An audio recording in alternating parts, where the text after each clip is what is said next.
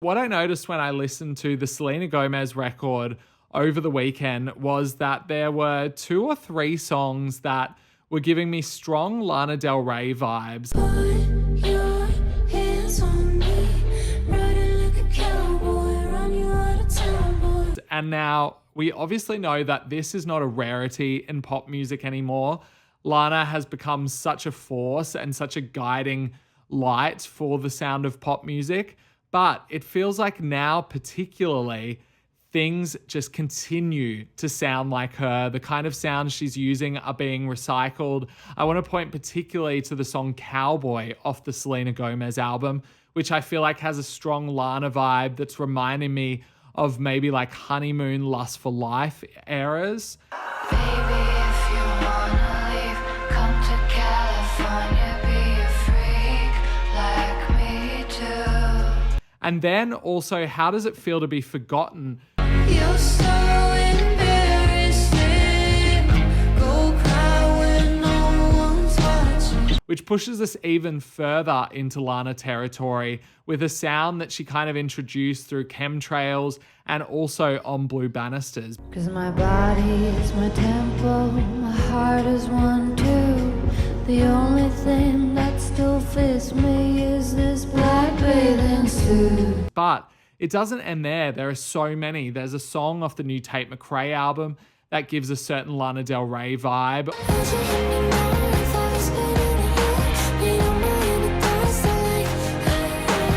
Obviously, Diet Pepsi by Addison Rae has strong Lana Del Rey-isms in it as well.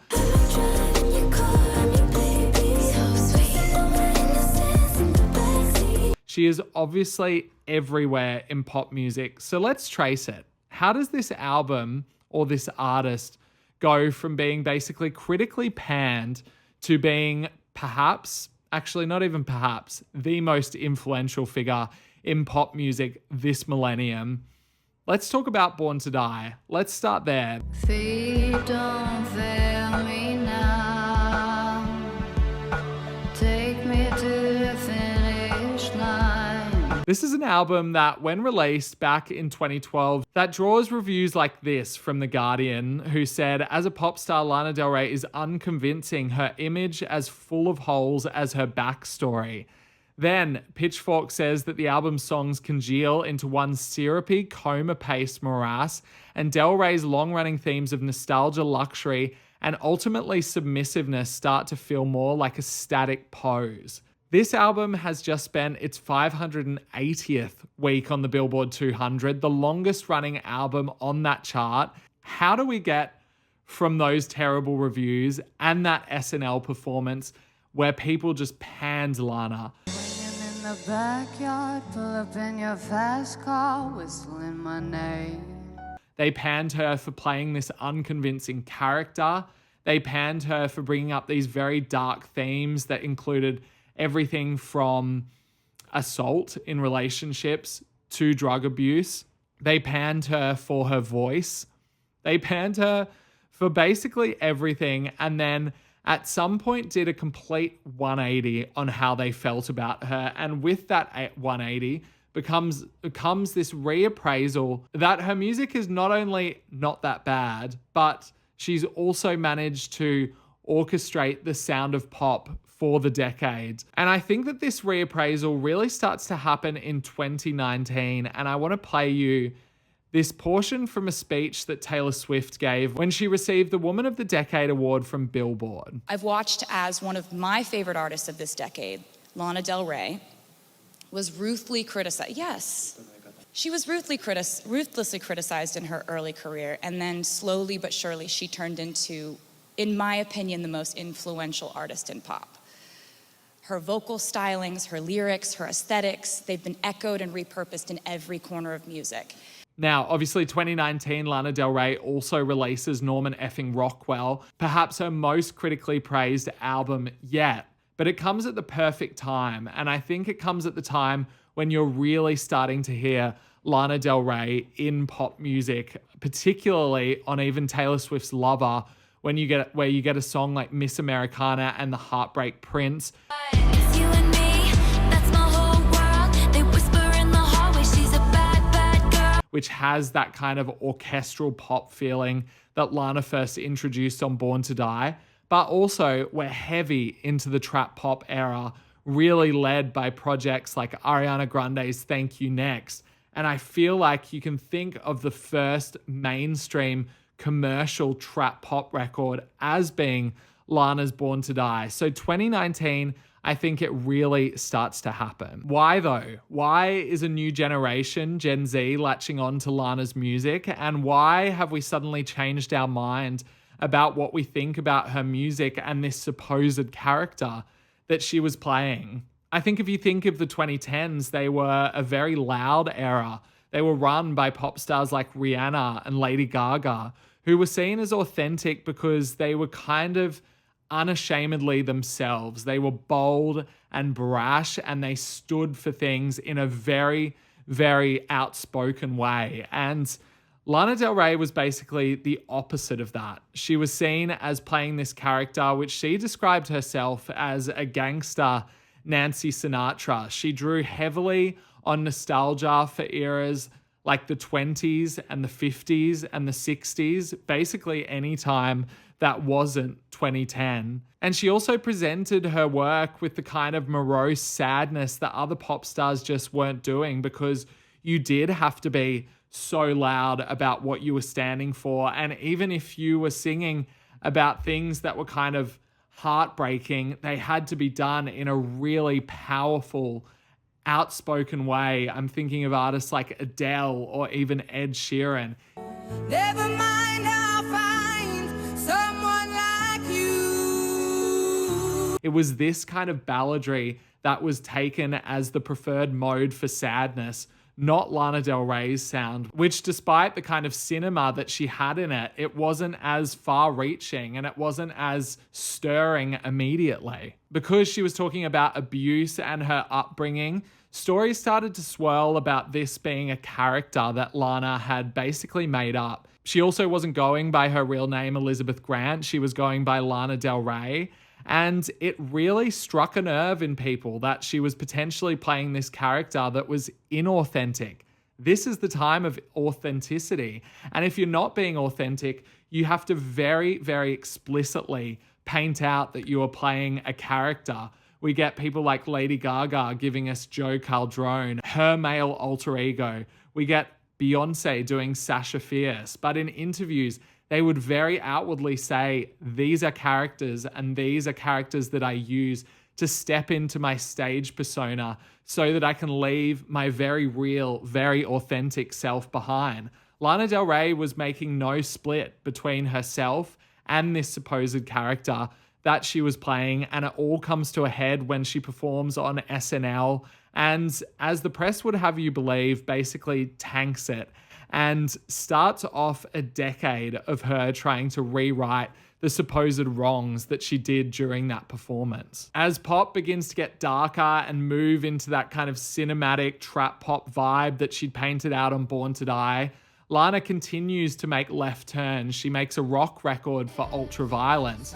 Then on Lust for Life, she leans heavily into balladry. And then on Norman Effing Rockwell, at the peak of everybody starting to sound like Lana, she does something totally different and turns in this very organic, very rootsy, the most singer-songwritery record that she'd made up to that point, and then totally changes her career as she continues to go on with records like Chemtrails, Blue Banisters, and 2023's Did You Know There's a Tunnel Under Ocean Boulevard, which arrives as she's probably at the peak of her popularity. When I released my first album 14 years ago, the waters were not quite as warm.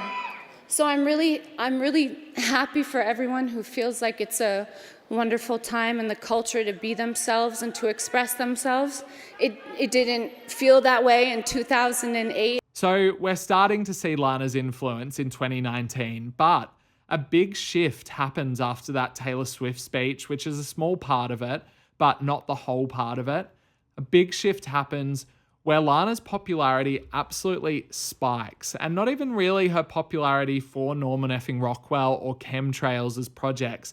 Popularity for her earlier work, which finds favor with Gen Z on TikTok. See, Gen Z are not millennials. They are not fluorescent, loud, slogan-wearing people. They are a lot more in tune with feelings of sadness. They have watched culture develop through an iPhone screen. They've been exposed to very heavy things from a young age, and they've also gone through some very tumultuous political times. And somehow Lana had managed to take the temperature on all these things. Long before the Trump era, Lana had been plotting out the knotty juxtapositions between nationalism and a country in decline.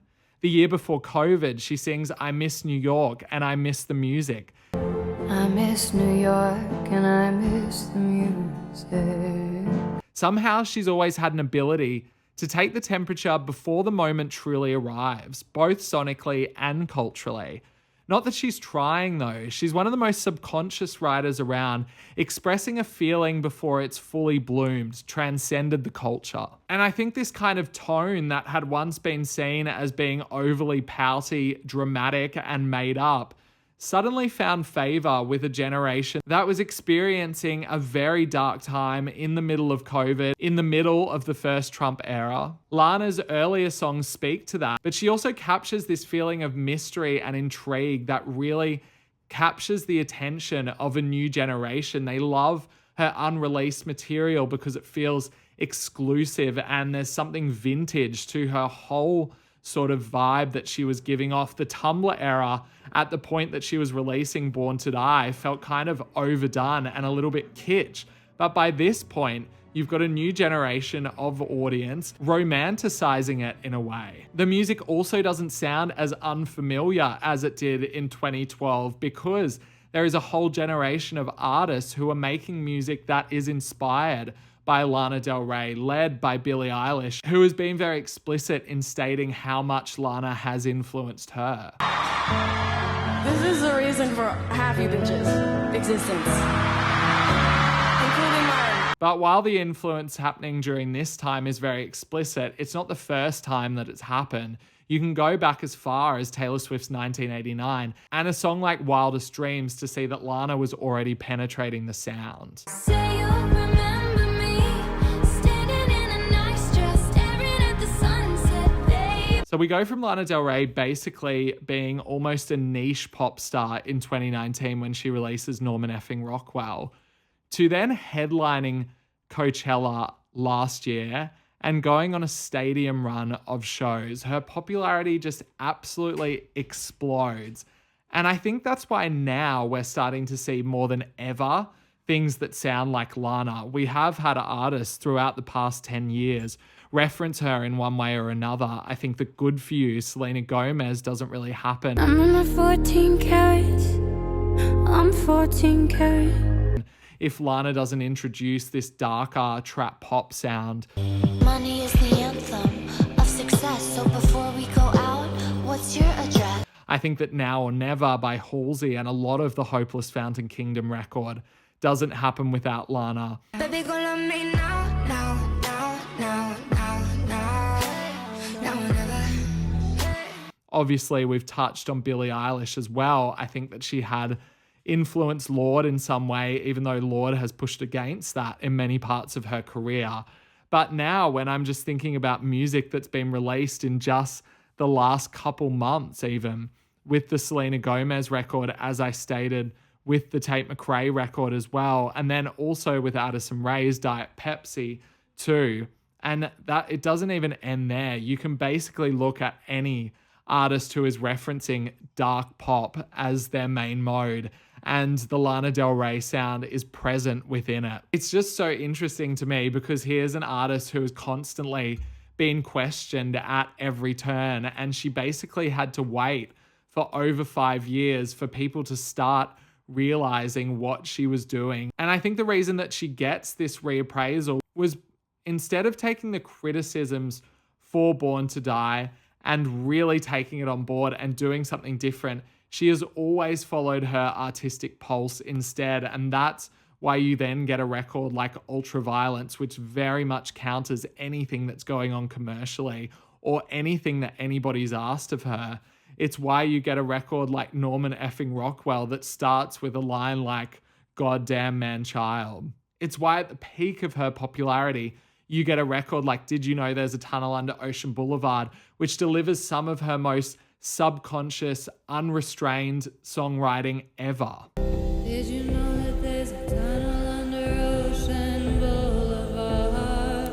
She's never played into the commercial sound. She's never tried to grab a hit. And by doing so, 13 years after the debut of Born to Die, has managed to be one of the most relevant artists on earth. I'm interested to know from you guys, what other influences do you think that Lana has had on music? And do you think that her influence is more present now than ever before? Let me know in the comments, or you can DM me any thoughts on this. Send me voice notes. I'd be keen to touch on Lana Del Rey a lot more